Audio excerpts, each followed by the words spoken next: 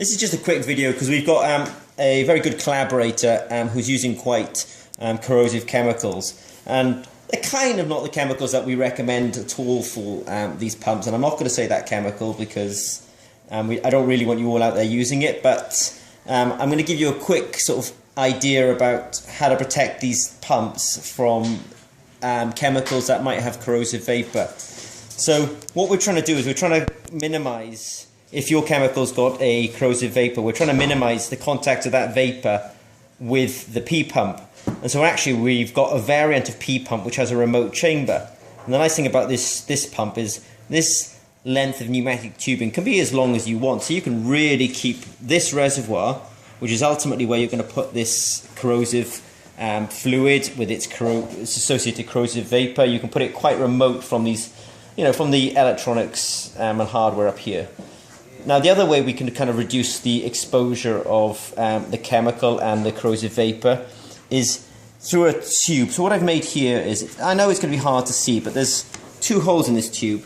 There's a hole where I'm going to put the tube into, and we've also got another little hole, as my colleague told me. Of course, I need two holes, one to put this tubing in, and another hole so that when we pressurise the chamber is able to push down on the solution and push the solution up and out along the tubing. So just let me show you how I'm going to assemble this now then.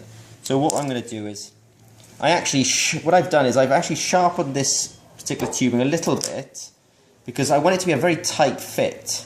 So I'm going to just push that on there. Yeah, and that's tight. So that's a kind of good start. So that's a tight fit, and I push that tube all the way down to the bottom of this. So really now I have access to this, and I can put any sort of chemicals I want in there. And as I say, there is actually a little hole here. And then what I'm going to do is I'm going to take this assembly and I'm going to put it into the reservoir. And I'm just going to kind of quickly run over what I've actually achieved here. So what I've achieved here then is I have a little reservoir with a hole in it, and I've got the tube coming all the way down to the bottom. I've got a second hole which is going to allow us to pressurize this chamber, and that pressure will then push down on the liquid in here.